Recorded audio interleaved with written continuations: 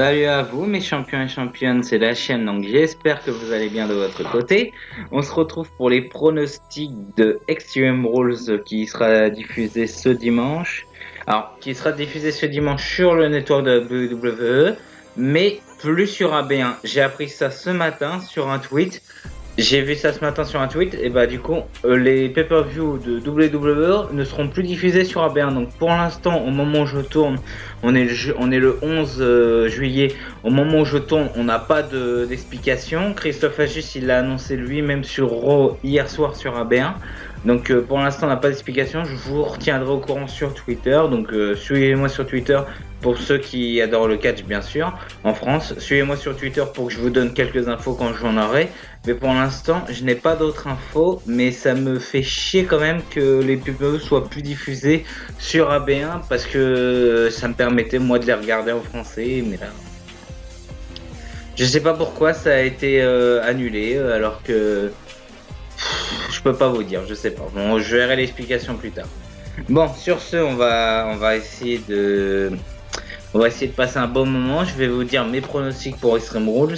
Alors, il y a des matchs qui m'intéressent, il y a des matchs qui m'intéressent pas.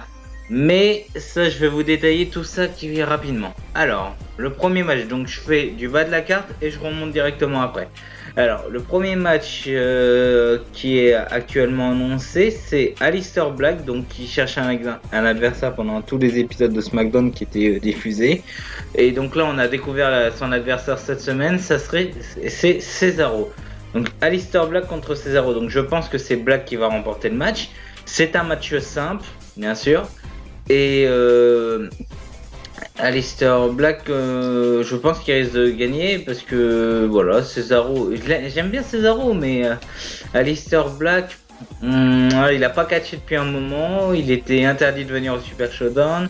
Donc peut-être que Aleister Black risque de remporter le match. Mais ça peut être un bon match. Sûr, à voir. Encore, il y a deux trucs qui me saoulent aussi. C'est que, attendez, je vais regarder juste vite fait. Donc, non. Oui, voilà. Il y a deux trucs qui me saoulent. C'est parce que les titres par équipe féminine ne sont pas encore défendus. Alors que au live event au show au Japon qui était visé au Japon, les Kabuki Warriors ont battu les Iconics. J'avais vu les résultats sur les shows au Japon. Et deuxième truc, Nakamura, Finn Balor, on attendait un match pour Extreme Rules, il n'y a pas de match. Alors que Nakamura a battu Finn Balor à SmackDown, donc je vous spoil un peu, mais voilà. Donc, il y a un truc que je comprends pas, pourquoi ces deux titres ne sont pas défendus à Extreme Rules. Bah non, ils préfèrent mettre en avant le Shane McMahon, ils préfèrent mettre en avant Undertaker, etc., Roman Reigns, tout ça. Ça, c'est un truc qui me saoule typiquement. À chaque pay-per-view, tous les titres doivent être défendus. Pour moi, c'est un truc évident. Mais encore une fois, je digresse, mais ça me saoule quand même. Donc, Aleister Black Cesaro, victoire de Aleister Black. Donc, voilà. Deuxième truc, pas qui me saoule, mais deuxième match annoncé. Alors, un Last Man Standing match entre Bobby Lashley et Braun Strowman. Honnêtement, j'en ai marre de cette rivalité. Le coup du bras de fer, Strowman a gagné à Super Showdown. On a le coup de la corde, Strowman a aussi gagné. Et là, c'était un match False Score Anywhere qui était diffusé. Ils sont passés à travers l'écran géant. Donc, pourquoi cette rivalité continue encore? J'en peux plus, moi, cette rivalité. Faites gagner Strowman et puis basta, on n'en peut plus de cette rivalité. Moi j'en ai marre de voir cette rivalité. Bobby Lashley, il doit en mid-car, Strowman aussi en mid-car, mais laissez-nous en paix avec ça, sérieusement, parce que j'en peux plus de cette rivalité. Deux gros bourrins qui s'affrontent à chaque fois, j'en ai marre. Moi je veux voir des nouveaux, je veux voir des trucs. Là ils nous prennent beaucoup de temps d'antenne, mais j'en reparlerai avec au-dessus. J'en reparlerai au-dessus, vous inquiétez pas.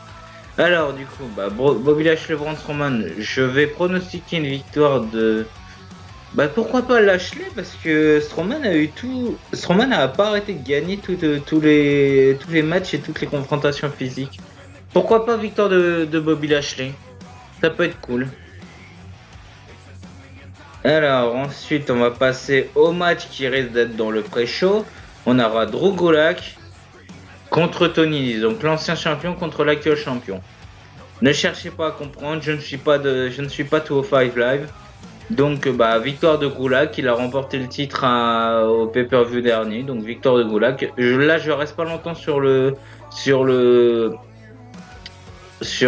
match Cruiserweight parce que il va être dans le post-show et je pense que je vais pas le regarder. Ensuite, on aura un match pour les titres par équipe de Raw. Donc, on aura The Revival contre les Usos.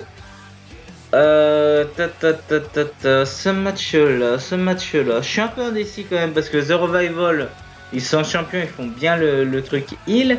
Et les Usos, ils sont très très bons. Donc, est-ce que j'ai envie de revoir les Usos champions? Je suis en train de réfléchir quelle équipe heal pourrait le faire après. Je suis en train de réfléchir. Ouais, malheureusement, je ne vois pas d'autres équipes heal pour l'instant, donc The Revival qui reste champion. Mais c'est toujours des bons matchs avec ces deux équipes. Donc, je sens le bon match, mais The Revival qui reste champion. Ensuite, là, ça va être tatillon. On aura pour le titre de SmackDown féminin, excusez-moi, titre de SmackDown féminin. Un 2-on-1 handicap match. Ouais, match simple. Ouais, c'est ça. On aura un 2-on-1 handicap match. Donc, on aura Bayley la championne contre Alexa Bliss et Nikki Cross. Alors. Là, je suis très indécis pour ce match-là parce que SmackDown Live Women's Championship. Alors, Bayley fait une bonne championne. Alors, moi, j'ai un scénario dans ma tête. Parce que pronostiquement, on a bientôt un retour de Sasha Banks. Alors, vous savez ce que je pense, c'est que Alexa Bliss va trahir, ou même pas, Nikki Cross. Ouais, ça pourrait être bien ça. Nikki Cross va trahir Alexa Bliss. Alexa Bliss devient face. On a une rivalité Nikki Cross Alexa Bliss. Et à la fin du match, quand Bayley aura remporté le titre, Sasha Banks fait son retour et elle l'attaque. Pour moi, je vois le scénario comme ça. Après, encore une fois, je peux me tromper, mais je vois absolument pas Alexa Bliss remporter le titre, sachant qu'elle est à Raw. Mais maintenant, avec cette règle de wildcard où tout le monde peut aller où ils veulent, donc voilà, non. Donc moi, je vais laisser une victoire de Bayley, parce que depuis Money in the Bank, qu'elle a remporté le titre, c'est encore trop tôt pour l'enlever. Donc, je laisse la victoire de Bayley et à voir ce qui va se passer. Match suivant. Alors là, je sens le bon match parce que ça fait 2 affrontements qui se sont faits, ces deux-là. Et donc là, c'est le 3e. On aura Ricochet, donc le champion États-Unis, contre, attention, AJ Styles qui a fait un heel turn il y a 2 semaines et qui a rejoint le club. Alors AJ Styles contre Ricochet. Alors sachant que AJ Styles a déjà battu Ricochet pour le titre déjà battu Ricochet dans un match sans titre. Alors là, je suis très très indécis parce que Ricochet, j'aime beaucoup, et AJ Styles, j'aime beaucoup.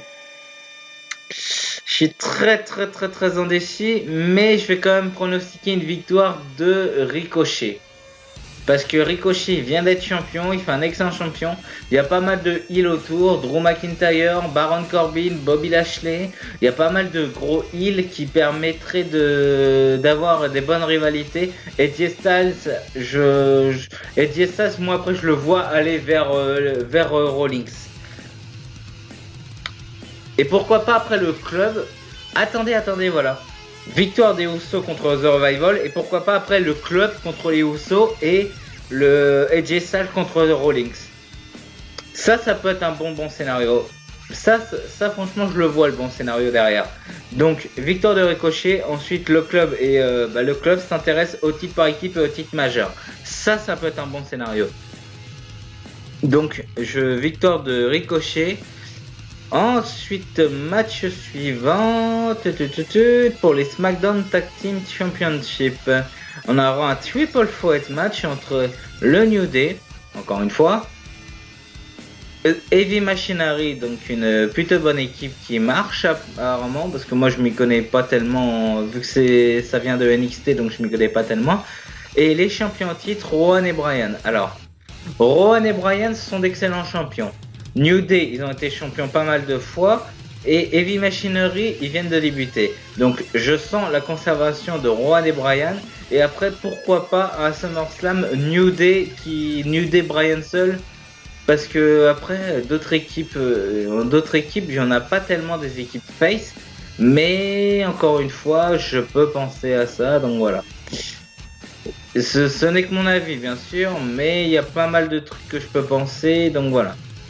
Donc SmackDown Live Tag Team Championship, donc victoire de Bryan et Rowan. J'ai pas vraiment d'argument parce que je sais pas vraiment qui c'est qui pourrait gagner. Ensuite, on va passer au WWE Championship. On aura Kofi Kingston contre Samoa Joe.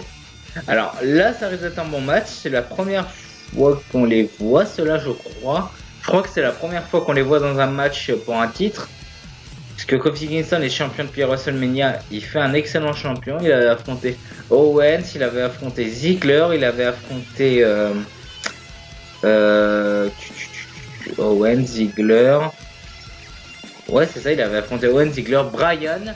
Il a affronté Styles, il a affronté Zayn. Il a affronté pas mal de monde actuellement. Et du coup, Samoa Joe, ça peut être un excellent combat.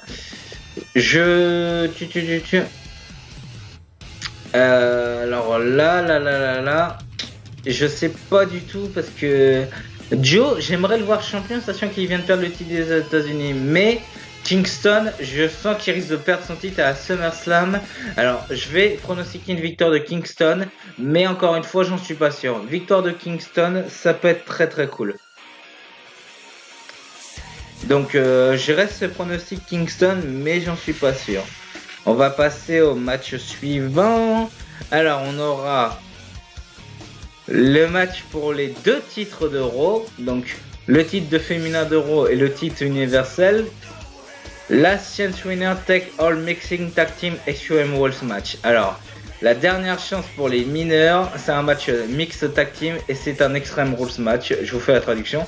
Alors, on aura Becky Lynch et Seth Rollins. Donc, Becky Lynch la championne de Raw, Seth Rollins le champion universel contre Baron Corbin et Lacey Evans. Encore une fois, il y a un truc que je comprends pas. Corbin a perdu à Super Showdown, Lacey a perdu à Money in the Bank. Ils ont une deuxième chance, d'accord. Ils ont une deuxième chance, d'accord. C'était à ouais, c'est ça. Ils ont une deuxième chance. Corbin a perdu à Money in the Bank avec Lacey Evans a perdu à Money in the Bank avec Lacey Evans a perdu Money in the Bank. Corbin a perdu avec Lacey Evans en tant qu'arbitre spécial. Donc là, je ne comprends pas pourquoi Corbin et Lacey Evans ont encore une chance pour les titres. Ça m'énerve. Je ne comprends pas pourquoi ils ont encore une chance pour les titres. Ces trucs-là. Donc, pour moi, Becky Lynch et Rollins vainqueurs. Et à SummerSlam, je sens qu'ils risquent de perdre les titres. Je sais pas pourquoi, parce qu'ils ont eu les titres à SummerSlam. À WrestleMania, je sens qu'à SummerSlam, ils peuvent les perdre. Mais Corbin et Lacey Evans, je ne veux pas les voir gagner. Je ne veux pas les voir gagner et je ne voudrais pas les voir gagner. Corbin et Lacey Evans, pourquoi pas Corbin et Ricochet, ça je m'en fous, c'est de la mid-card. Lacey Evans, j'en sais rien, elle va affronter, je sais pas moi, Alexa Bliss par exemple, j'en sais rien, mais voilà. Mais je ne veux pas les voir en champion ces deux-là. Le personnage de Corbin et le personnage de Lacey Evans, encore une fois, je ne déteste pas les personnes en réel, je déteste les personnages. Corbin, c'est mid-card, Lacey Evans, c'est mid-card. Là, Corbin, il est en main event et je n'aime pas ça. Donc voilà, je vous donne mon avis. Moi, je n'en peux plus de Corbin et Lacey Evans. Donc, victoire de Rollins et Becky. Voilà, victoire de Rollins et Becky. Donc voilà, on va passer au dernier match. Et là, le dernier match, j'en ai marre. Je ne comprends pas pourquoi ce match perdure et je ne comprends pas ce scénario. Alors, on a Shane McMahon et Drew McIntyre dans un No Holds Barred Tag Team match contre Roman Reigns et Undertaker. On a eu l'Undertaker contre Goldberg, c'était nul à chier. Et là, Undertaker avec Roman Reigns.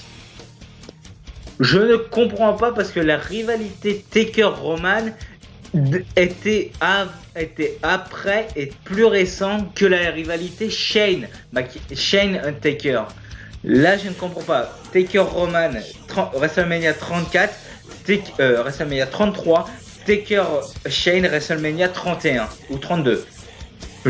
WrestleMania 32. Elle est plus vieille d'un an cette rivalité. Je ne comprends pas pourquoi Taker est de Reigns.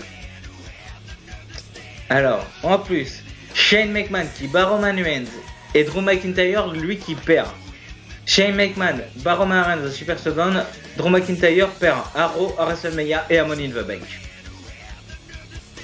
Je ne comprends pas pourquoi cette rivalité dure. Je sais qu'ils veulent mettre Shane McMahon en avant, parce qu'après il y aurait d'avoir une rivalité avec Kofi Kingston, je sais pas. Mais là, je ne comprends pas ce truc-là. Surtout que j'ai bien aimé la réaction de Kevin Owens parce qu'il a balancé que Shane McMahon prend tout le temps d'antenne, il prend le temps d'antenne d'Ember Moon, il prend le temps d'antenne d'Aleister Black, il prend le temps d'antenne des catcheurs qui le méritent. Là, ça j'ai vraiment apprécié ce genre de truc. Kevin Owens est redevenu face en faisant des trucs comme ça, j'ai vraiment adoré. Mais là, ce match-là, je ne comprends pas. Donc, je vais pronostiquer une victoire de Taker et Reigns parce que je ne vois pas Shane et McIntyre gagner. Taker est censé être une légende dans un No Holds Barrett et là Reigns est censé être un bon. Si ils font gagner Shane McMahon et Drew McIntyre, je vais gueuler parce que Drew McIntyre, il est pas assez mis en avant que ça. Pour moi de base c'était lui le véritable adversaire de Rollins, c'était lui. Et là ils mettent Shane McMahon en avant. Donc voilà, Shane McMahon et McIntyre. McIntyre qui dégage avec Shane McMahon qui est soit dans la haute carte, dans le main event, et Shane McMahon qui retourne en bas de la carte. Parce que d'après les scénarios qu'il y a, Shane McMahon risque d'être champion de WWE et McIntyre risque de rester en mid-card. Alors je ne veux absolument pas voir ça, les champions et championnes. Je hais Shane McMahon, je le hais. Je le hais parce que voilà, c'est pas un catcheur, il est trop mis en avant et j'aime pas ça. Donc voilà. J'espère que mes pronostics, voilà, j'étais un peu digracieux sur la fin, les champions. J'espère que les pronostics vous auront plu. N'hésitez pas à me dire de même vos pronostics et n'hésitez pas aussi à me dire ce que vous pensez de l'arrêt des pay-per-view en France sur la chaîne AB1. Encore une fois, je ne comprends pas pourquoi ça a été fait. Je vous retiendrai au courant bien sûr, mais là, je suis un peu perdu. Je suis tout aussi perdu que vous, les champions. Donc sur ce, je vous laisse. Prenez soin de vous et n'oubliez pas, à la prochaine!